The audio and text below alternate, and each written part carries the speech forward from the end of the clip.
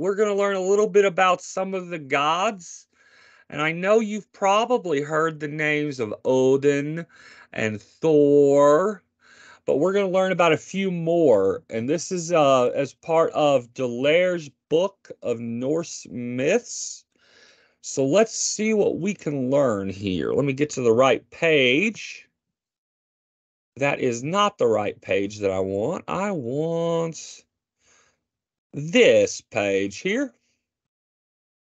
So we're going to start by learning or reading about Baldr, the god of light. It bothered Odin greatly that the Aesir had broken the promise to Fenrir, for a god must never break his word. But the monstrous wolf could not be left free as a threat to gods and men. He turned for comfort to his son Baldr, who had not taken part in the deceits. The Aesir always turned to Baldr when they were troubled, for he was the kindest and gentlest of gods. No one could think anything but pure thoughts in his presence. Flowers sprang up from the ground wherever he stepped, but even the whitest and most beautiful of them, the Baldr Blom, was not as fair as his brow. Everybody loved him, not even the spiteful gnomes and uncouth Jotuns could dislike Baldr. The light from his shimmering hall shone into the farthest corners of the world, and it was there that he sat in judgment on his golden throne. He never took sides and was so kind he could not bear to mete out punishment. Although the Aesir brought the disputes to Baldr, they seldom followed his advice. It was too gentle and forgiving. Baldr lived in great happiness with his loving wife, Nanna, and their son, Forseti. Forseti was as constant as Nanna, his mother, and as just as his father, Baldr. Calmly he studied the laws of the world and laid down judgments according to them, and his rulings always held. He became the chief judge of the Aesir. Heimdall, the Watchman of Asgard. Heimdall, another of Odin's great sons, was the watchman for the Aesir. Early in the beginning of time, he had been born by 9 sisters, 9 lovely Jotun maidens. Having so many beautiful mothers, he was wonderfully handsome, and he had a truly dazzling smile, for his teeth were of pure gold. Heimdall was an excellent watchman. His clear blue eyes were so keen that he could see to the end of the world. So sharp were his ears that he could hear everything, even the sound of the wool growing on the sheep down on Midgard. And he needed no more sleep than a bird. Odin had given him a trumpet horn, the Gjallar horn, to blow whenever he saw danger approaching. The sound of this horn was so loud that it could be heard shrilling over the whole wide world. Straight as a ramrod, with the Gjallar horn at his side, Heimdall stood at the landing of the Rainbow Bridge, the Bifrost, watching and listening so that no enemy could sneak into Asgard. It happened one day that a woman dressed in glimmering gold came walking up the rainbow. The smoldering fire in the rainbow did not burn her feet, and Heimdall did not blow his horn. He only stared at her, for she was bewitchingly beautiful, and he did not stop her from entering Asgard. All the Aesir flocked around her and admired her.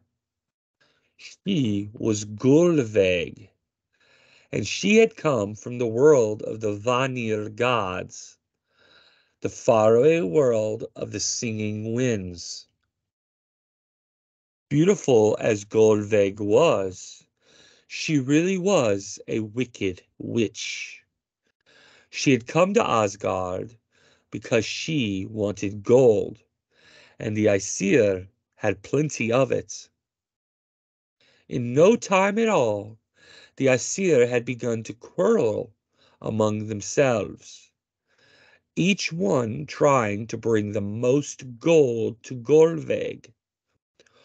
Odin saw that she had brought evil into his peaceful home, and he angrily stood up and declared that Gullveig was a witch who must be burned. She was put to the stake. 3 times the fire was lit, and 3 times she rose from the flames in a different shape. Her lust for gold burned hotter than the flames. Njord, Frey, and Freya. The Vanir were peaceful gods who ruled mild winds and gentle rains. But when they heard of Gullveig's mistreatment, they grew very angry. The witch had, after all, come from their realm, and she had to be avenged. So they armed themselves and stormed up the rainbow. Warned by Heimdall, the Aesir rushed from their halls to stop the attackers. But the Vanir breached the fence around Asgard and lined themselves up into battle formation. On the great and sacred field of Ida, there the first battle fought in the world took place. It was fierce, but evenly matched, and when the Aesir and the Vanir saw that neither of them could win, they agreed to put down their weapons. To ensure a lasting peace, they gave each other hostages. Odin sent his brother Honir to the world of the Vanir. He was a very handsome god, long-legged and swift of foot. But he was also a bit slow of thought and speech. So Odin persuaded Mimir, the wise and ancient Jotun, to go with him as his advisor. The Vanir gods were so taken in by Honir's stately appearance that they made him their chieftain.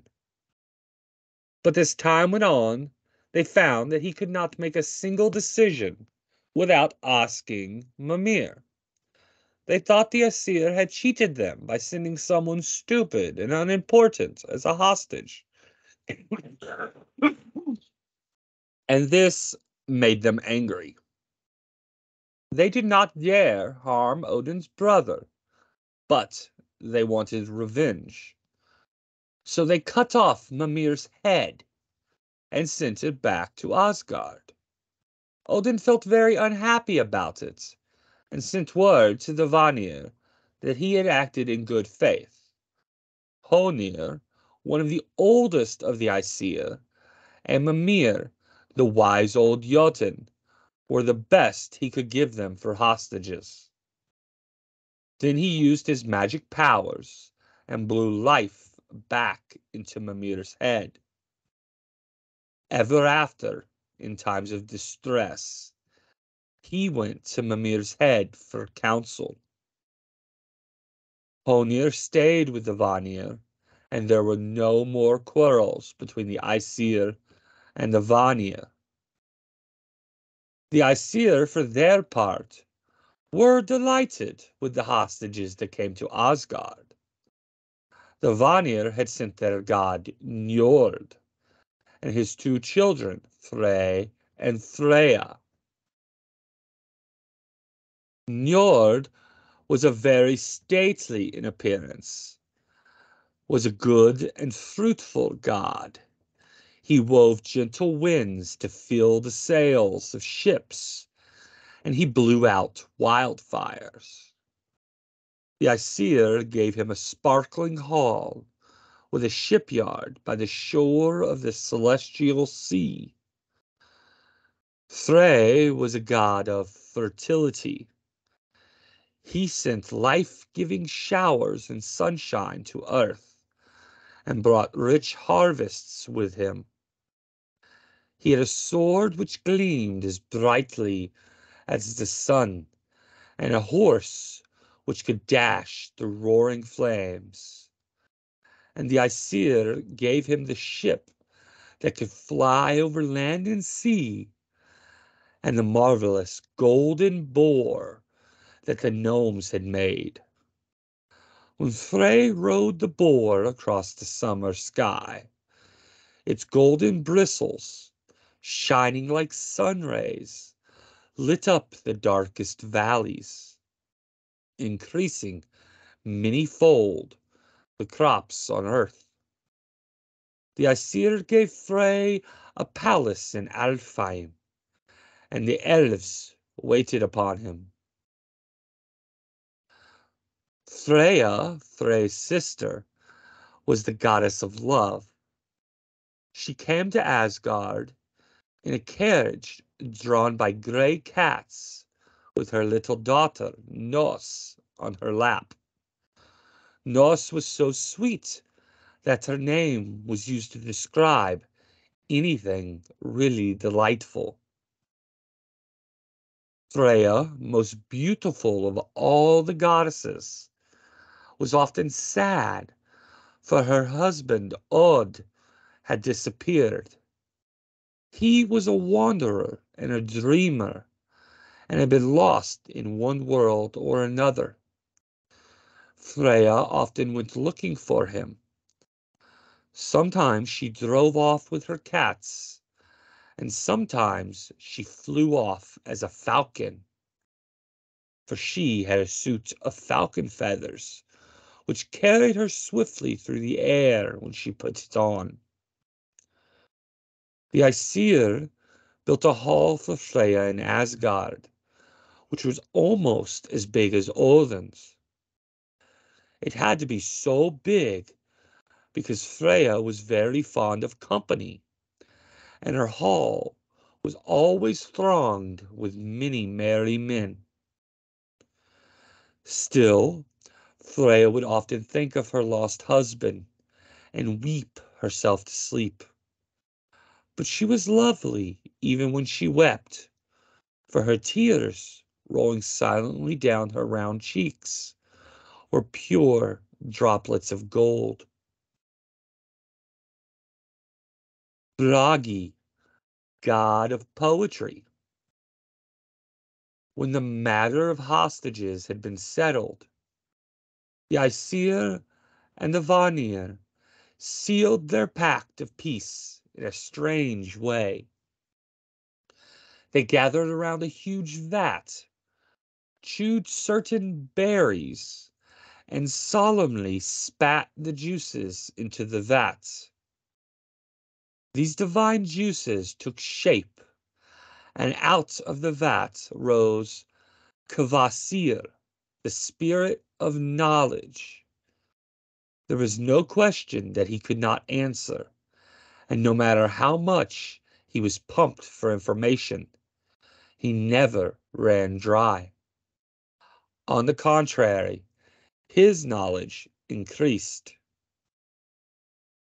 But one day, two gnomes drowned Kvasir in the essence of his own knowledge.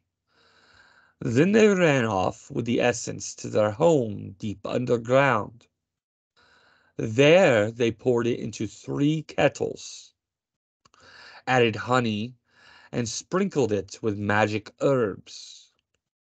They brewed a mead so potent that whoever drank of it felt his spirits soar high and free, and ringing verse poured from his lips. The mead made the gnomes feel so grand that they recklessly killed an old Jotun, and when his wife came looking for him, they slew her too. But Sutting, the son of the old Jotun couple, found out about it and came to avenge his parents. The gnomes could save their lives only by giving him the magic mead. Sutting hid the 3 kettles in a chamber deep in a mountain and set his daughter Gunnlod to watch over them. From his throne, the Lidskjalf, Odin saw the Jotun hide the 3 kettles, and he decided that he must have the mead.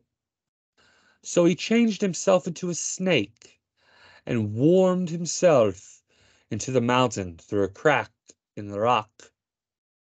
When he came to the chamber where Gunnlod sat watching the mead, he took the shape of a handsome young man. "How sweet, how beautiful you are, sitting here deep in the mountain by your lonely self," he said. And indeed it was true.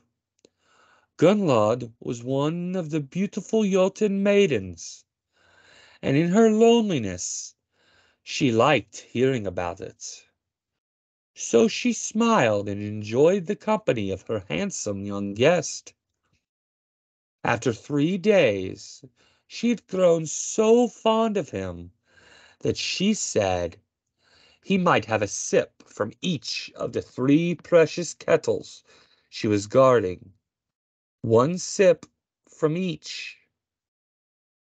In 3 mighty gulps, Odin emptied all 3 kettles. Then he rapidly changed himself into an eagle and flew off. Poor Gunnlod sat weeping beside her empty kettles. But Sutting, her father, saw the eagle fly away from the mountain, and right away he became suspicious. He also took the shape of an eagle and set off in pursuit. And as Odin had 3 great kettlefuls of mead inside him, Sutting could fly faster. Heimdall spied the 2 birds approaching Asgard and saw that the distance between them was becoming smaller and smaller. He knew what Odin had gone for, and he called to the other Aesir and told them to hurry and set out all the pots and kettles out into the courtyard. Odin just barely had time to spit the mead into the vessels and fly to safety. So close upon his heels was Sutting. Thus, Sutting had to return without his mead, and Odin kept it for himself. After that, Odin always spoke in stately verse. He let the other Aesir taste the magic brew, and he gave some to truly gifted men on earth. They became great poets, a joy to gods and men. Odin had also lost some drops outside the wall of Asgard, and these dropped down to the earth, 3 for any fool to gather. But the drops had lost their magic power, and those who gathered them could write nothing but doggerel. In this roundabout way, poetry came into the world. to lift the hearts of Aesir and men. But Odin felt it always weighing on him that, to gain the gift of poetry, he had betrayed Gunnlod, a trusting maiden, and left her alone to weep over her empty kettles. To make up for it, Odin brought Gunnlod's son, Bragi, to Asgard. He recognized Bragi as his son, taught him the power of the runes, and gave him son of Suttung's mead to drink. Thus Bragi became the god of the bards.